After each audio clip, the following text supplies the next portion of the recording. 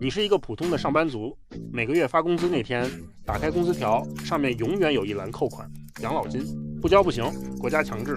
你有没有想过，这笔钱等你老了能拿回来多少？按现在的标准算一算，退休以后每个月大概能领到你退休前平均工资的40%出头。40%是什么概念？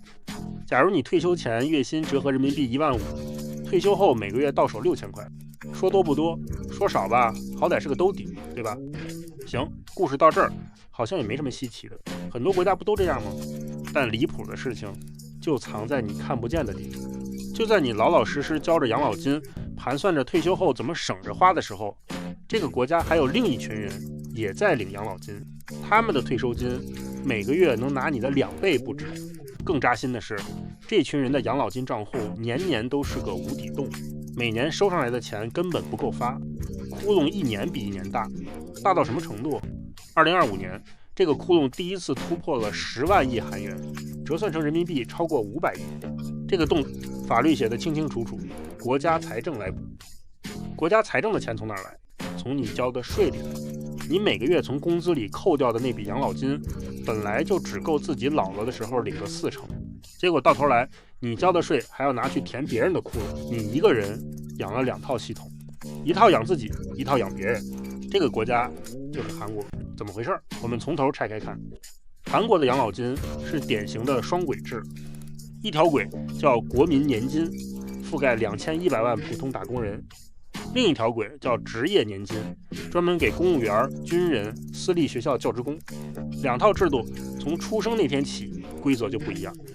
先说你走的这条国民年金，按照韩国今年刚通过的新版国民年金法，你自己每个月交工资的 4.5%， 公司再帮你交 4.5%， 加起来 9%。 等你退休以后能领多少呢？替代率调到了 43%。 43%什么概念？我们算笔实在账。假设你在韩国工厂里干了一辈子，退休前平均月薪300万韩元，退休后你的国民年金每个月只能给你129万韩元，折合人民币6000块出头，也就是你的退休金只有退休前的40%出头。好了，这是你的。再来看隔壁那条轨，公务员年金。韩国公务员自己交工资的 9%， 政府作为雇主再替你交 9%， 加起来 18%。 缴费率听起来是比你高，但问题从来不在于交多少，而在于领多少。同样工作30年，公务员退休后每个月领到的钱可能是你的2倍以上。更关键的是算法，国民年金的领取额是跟着你一辈子的平均收入走，而公务员年金的计算基数直接挂钩退休前最后几年的高薪阶段。你拿你一辈子的平均数去算，他拿他职业生涯最高的那几年去算，还没起跑，终点线就不在同一个地方。韩国东亚日报在最近的社论里把话说得非常直白，公务员年金从1993年就开始亏本了，此后30多年一直陷在慢性赤字的泥潭里，从来没爬出来过。领钱的人越来越多，活得越来越久，到2024年，领钱的人已经占到全体加入者的1半以上，交钱的追不上领钱的，窟窿只会越撕越大。而国民年金这边也好不到哪儿去，韩国官方自己测算过，如果不改革，国民年金将在2055年彻底耗尽。2100万人交了一辈子钱，等来的可能是一个清零的账户。那这事儿就没想过改吗？改了。从1995年到2015年，韩国前后搞了4次公务员养老金改革，每次的口号都一样，多交少领，让在职的多掏一点，让新退休的少拿一点，听起来是动了真格的。但你看看结果，15年下来，政府补贴占公务员养老金收入的比重反而从2015年的 28% 涨到了2024年的 34%， 改了4次，窟窿越改越大。怎么回事？第4次大改革的时候，当时搞了个国民大妥协机构，试图把国民年金和公务员年金统一起来，来一次动筋骨的改革。结果各方坐下来谈了半天，方案根本没谈出来，最后一脚把球踢给了国会。国会拿到球以后，只动了一点参数，比如把领取年龄往后挪一挪，把计算方式微调一下。但真正要命的东西，那堵双轨制的墙，没有任何人敢碰。为什么不敢碰？因为碰了就是碰既得利益者。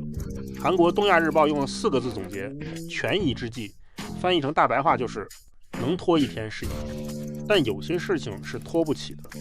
IMF 预测2025到2030年间，韩国的年金支出增速将排在全球最发达 G20 国家中的第1位。OECD 预测，到2027年，韩国的潜在经济增长率将跌到 1.57% 的历史最低点。一头是支出狂奔，一头是增长熄火，中间夹着的是你的钱袋子。但整件事里最荒诞的一幕是这2年才上演的。就在公务员年金赤字突破10万亿的当下，韩国国会在热火朝天地讨论什么？讨论国民年金改革。今年3月，国会通过了18年来第一次国民年金法修改，内容很简单，普通打工人的缴费率从现在的 9%， 分8年，每年涨 0.5个百分点，一路涨到 13%， 替代率稍微往上调一点到 43%。 翻译成大白话，普通人的养老金负担要逐年加码。那公务员年金呢？韩国国会的养老金改革特别委员会至今没有把它放进正式讨论议程，连提都没提。韩国养老金研究会的专家公开批评说，只讨论国民年金，不讨论公务员职业年金在内的改革，说白了就是糊弄人的把戏，整个财政问题只会越来越严重。这下你看明白这幅图形了吗？普通打工人往后每年要多扣 0.5% 的工资去养自己的养老金，而公务员年金的10万亿黑洞一个子儿不少，继续由全体纳税人买单，而改革讨论的大门对那边死死关着。最后一个问题，老百姓还信这套制度吗？数字不会骗人。2025年，韩国一项覆盖全国成年人的调查显示，55.7%的韩国人明确表示我不信任国民年金，按年龄拆开看更触目惊心。20多岁的年轻人不信任比例高达 69.2%，30多岁的 74.7%， 每4个人里面有3个根本不相信自己交进去的钱老了能拿回来。另一项调查更直白，将近70%的人认为当前缴费负担很重，超过70%的人反对把缴费率涨到 13%，超过80%的人对替代率提高背后的财政影响感到担忧。政府说改革了，待遇变好了，老百姓说我不信，你别再扣我钱了。信任崩塌的速度比基金枯竭的速度更快。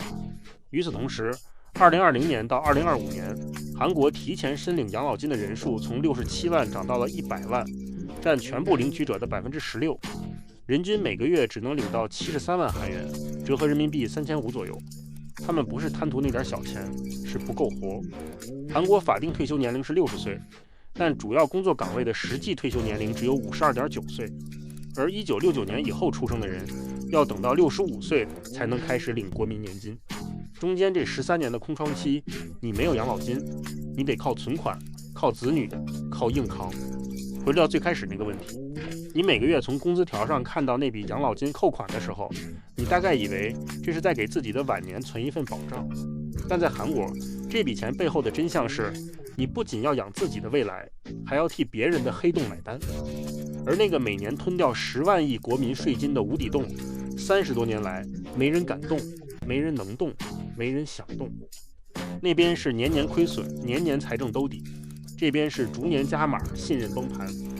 经合组织成员国中，韩国65岁以上老年贫困率长期排名第1，超过 40%， 而公务员年金的赤字预测一路化到了2065年的 23.85万亿韩元。这就是韩国，一个养老金劫贫济富的发达国家。当你交了一辈子钱，到头来发现有人在拿你的钱去填一个你永远够不着的坑，这大概就是最精密的残酷。对这个话题感兴趣的同学，欢迎在评论区留下你的看法，或者分享给你的朋友。咱们下期再见。